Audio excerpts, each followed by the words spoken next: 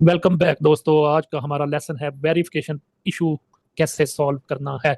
अगर आपके पे आउट पर वेरिफिकेशन का इशू आ जाता है तो उसको हम कैसे सॉल्व करेंगे। ठीक है। सबसे पहले तो ये चीज़ आपने समझनी है कि वेरिफिकेशन का इशू आता क्यों है।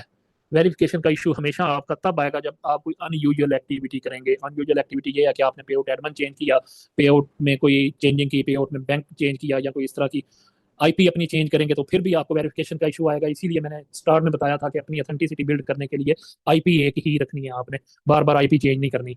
आजकल आप आईपी भी चेंज करते हैं, नई जगह पे आईडी लॉगिन करते हैं, फिर भी आपको वेरिफिकेशन भेज देता है फेसबुक। इसलिए आपने इस चीज से अवॉइड करना है।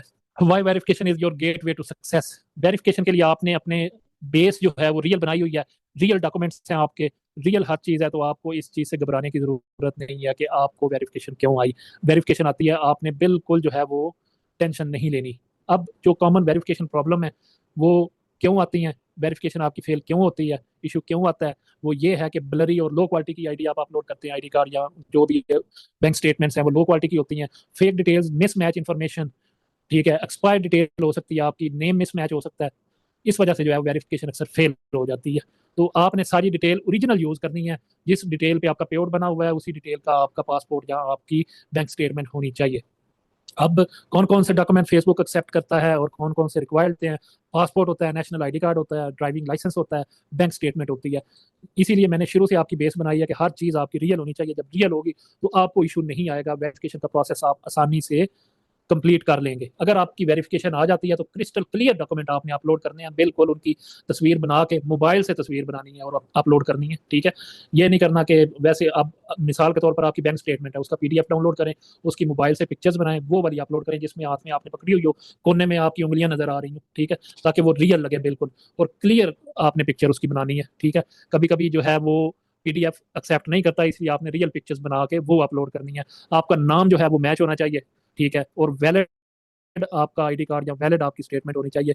करंट स्टेटमेंट 3 महीने की कम अज कम जो है वो मांगता है फेसबुक। अगर आप मिसाल के तौर पर अभी आपका पे आउट डिसेबल हुआ है तो उसमें अगर बैंक स्टेटमेंट मांगता है तो पिछले 3 महीने की आपकी स्टेटमेंट होनी चाहिए। ये नहीं कि आज 2025 चल रहा है आप 2020 की स्टेटमेंट उठा के लगा दें। इस तरह आपकी आइडेंटिटी वेरीफाइड नहीं होगी। अगर आपका डॉक्यूमेंट रिजेक्ट हो जाता है तो फिर आपने क्या करना है, आपने ये देखना है कि रिजेक्शन की रीजन क्या है। डबल चेक करना है कि स्पेलिंग मिस्टेक्स तो नहीं है कहीं पे। आपने अल्टरनेट आईडी जो है वो यूज करनी है। मिसाल के तौर पर आपका आईडी कार्ड रिजेक्ट हो जाता है, ड्राइविंग लाइसेंस यूज कर लें। ड्राइविंग लाइसेंस रिजेक्ट हो जाता है, अगली दफा आप पासपोर्ट यूज कर लें। इस तरह चेंज करके आप ये वाली ट्रिक्स आजमा सकते हैं जो कि प्रूवन मेथड है। इस तरह सारे लोग इसी तरह करते हैं जो आपको सर्विसेज दे रहे होते हैं। इसी तरह टेस्टिंग करके ही वो सारी चीजें करते हैं। इसलिए जो है वो किसी से सर्विस लेने की जरूरत नहीं है, खुद ट्राई करें। वो भी इसी तरह करते हैं। उनके पास कोई खास किस्म की गिद्दर सिंगी नहीं है कि वो उस पर दम करते हैं और जो है पे आउट ठीक हो जाता है। सारा मेथड यही है। ठीक है। बस आपने ये टिप्स जो है मजीद याद रखनी है कि मल्टीपल वैलिड आईडीज रेडी रखनी है अपने पास। जिस तरह मैंने पहले बताया, पासपोर्ट, ड्राइविंग लाइसेंस और आपके पास आईडी कार्ड, ये तीनों चीजें होनी चाहिए। ठीक है। तीन ना हो, दो तो लाजमी होनी चाहिए, आईडी कार्ड और ये वाला पासपोर्ट। ठीक है। ड्राइविंग लाइसेंस ना भी हो, ये लाजमी होनी चाहिए। ठीक है। डॉक्यूमेंट अगर आपका बिजनेस पे आउट है, बिजनेस पे आपने बनाया हुआ है, एलएलसी पे बनाया हुआ है, तो एलएलसी के डॉक्यूमेंट होने चाहिए। उनकी पिक्चर्स बना के अपलोड करें। सिंपल पीडीएफ नहीं अपलोड करनी है, उसकी पिक्चर बना के प्रिंट निकलवा के उसकी पिक्चर्स बनानी है, वो अपलोड करनी है। वो एक्सेप्ट करता है फेसबुक। ठीक है।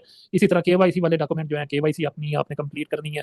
इंशाल्लाह ताला अगर वेरिफिकेशन आ भी जाती है आपकी, इंशाल्लाह वो वेरिफिकेशन कंप्लीट हो जाएगी, पे आउट ठीक हो जाएगा, डिटेल्स अगर रियल होंगी। ठीक है। ये चीज आपने अपने जेहन में बिठा लेनी है। अव्वल तो वेरिफिकेशन आएगी नहीं, जब आप अपनी बेस बना के फाउंडेशन बिल्ड करके चलेंगे, जैसे मैंने बताया रूल्स को फॉलो करके चलेंगे, वेरिफिकेशन बिल्कुल नहीं आपको आएगी। फिर भी अगर गलती हो जाती है, कहीं पे इंसान है गलती कर बैठता है, तो फिर भी आपकी वेरिफिकेशन आती है तो रियल डॉक्यूमेंट से आपका रिव्यू सिस्टम जो है वो अप्रूव हो जाएगा इंशाल्लाह ताला। इनका रिव्यू सिस्टम ऐसे ही काम करता है जो लीगल तरीके से करता है कि पहले दिन आप सबमिट करते हैं अपने डॉक्यूमेंट्स, उसके बाद 1-2 दिन लग जाते हैं उसको रिव्यू करने में। ह्यूमन रिव्यू करने के लिए 3 से 7 दिन लगते हैं, और ह्यूमन रिव्यू के लिए आपने लाइव चैट पे बात करनी है कि मेरा मैनुअल रिव्यू करो।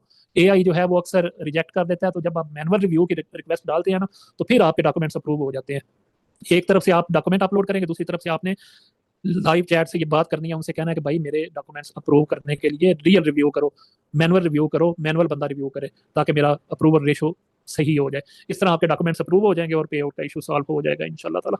तो यहाँ तक था आज का टॉपिक। मिलते हैं इंशाल्लाह ताला नेक्स्ट टॉपिक में।